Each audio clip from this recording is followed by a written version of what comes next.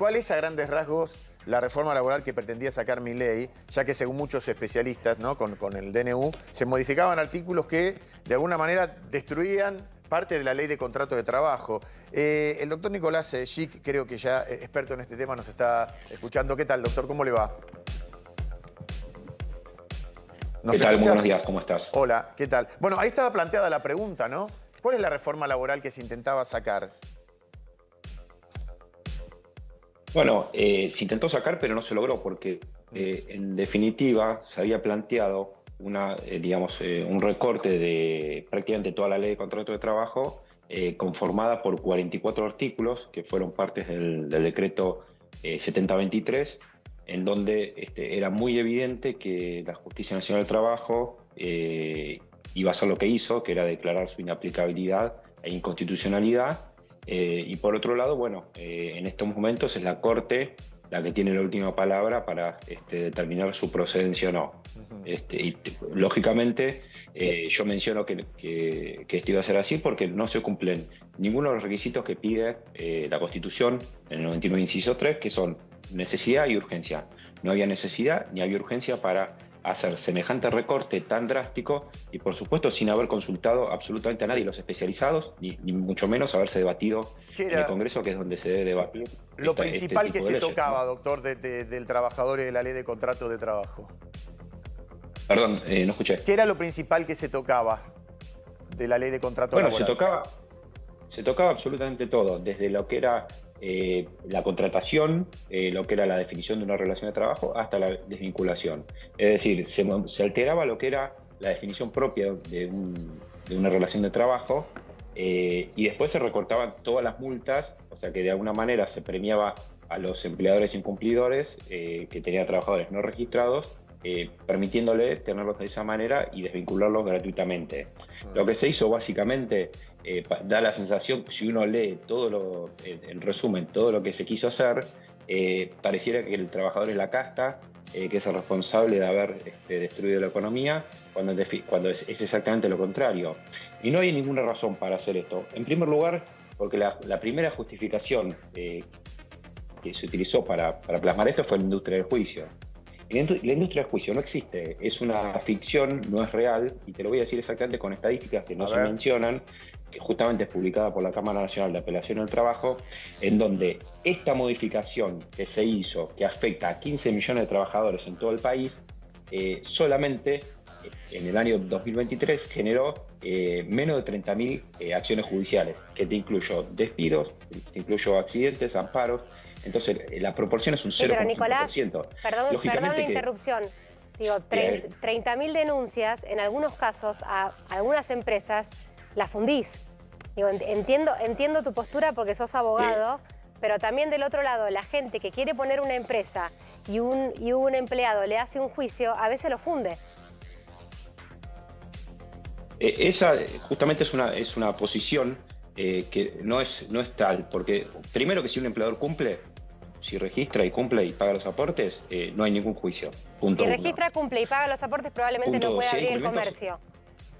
Digo, también creo que si registra todo al 100% y cumple, hay veces que hay cosas que primero no puede sostenerse, no puede solventarse en el tiempo.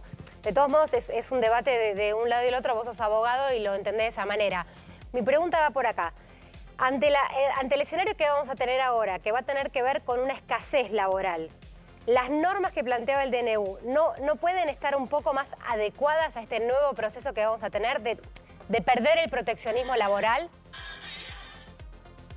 No, porque justamente cuando hay más actividad es donde hay mayor cantidad de trabajo, donde hay más movimiento en la industria laboral y en la industria de los trabajadores. Entonces, lógicamente, como vos mencionas que puede haber casos, como yo también los tengo en mi propio estudio, donde hay empleadores que sufren juicios muy importantes, pero pues también las infracciones o ponerle las lesiones sobre un trabajador quizá que esté en negro y queda mutilado son muy importantes. En ese caso, también nos encontramos con que el objetivo del reclamo es justamente una reparación justa. Esto es de alguna manera, como si uno dice, bueno, como hay muchos accidentes de tránsito, a pesar de que hay multas, bueno, entonces saquemos los semáforos porque no sirven. Y saquemos, no es así.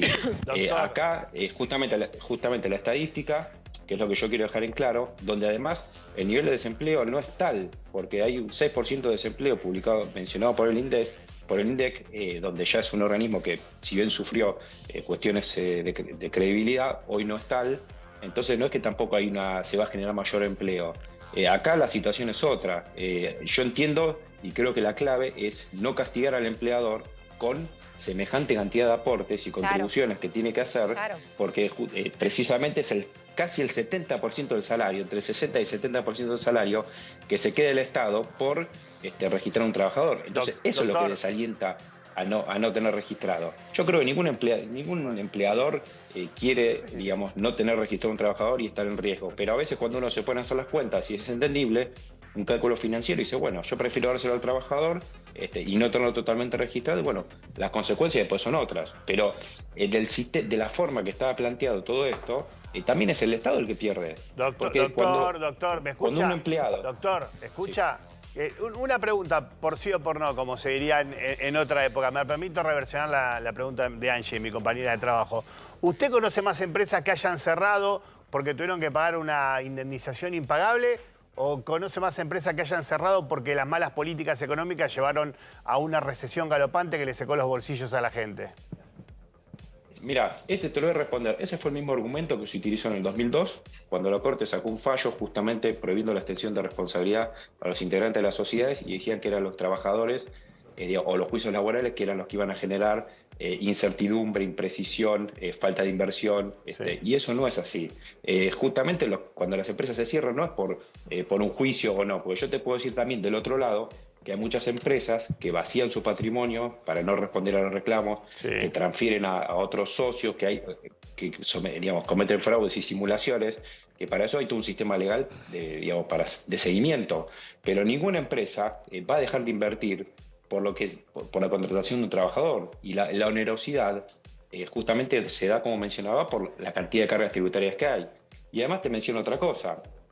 Los trabajadores no buscan un trabajo con intención de generar un reclamo. Puede haber alguna patología como la hay en todas las actividades, que eso puede estar, yo no digo que no, pero no es la base. Ninguna empresa cierra porque dice, no, yo voy a tengo que contratar más trabajadores, entonces el costo va a ser mayor. Miran el país, miran la inflación, miran las condiciones de seguridad, las condiciones de la justicia, no es estrictamente el mercado laboral. Entonces, y lo que se busca generar acá, que si bien hablan de previsibilidad, generan exactamente lo contrario. Muy bien, doctor. ¿Por qué? Porque si uno, acá por ejemplo se cuestionan mucho las multas de la ley de empleo que se aplican justamente a relaciones de trabajo o no registradas o mal registradas. Hoy existe una normativa donde te determina exactamente cuánto es lo que le corresponde a un trabajador que no está registrado. Si eso se saca, con todo derecho un trabajador va a la justicia, demuestra que no está registrado y hace una acción por daños y perjuicios que es muchísimo más, puede dar una indemnización muchísimo mayor. Entonces, doctor, lo que voy es que se genera también una imprevisibilidad con todo esto, mayor. Quedó claro. Muchísimas gracias por este contacto, por su aporte. Bueno, gracias a ustedes. Adiós, hasta luego.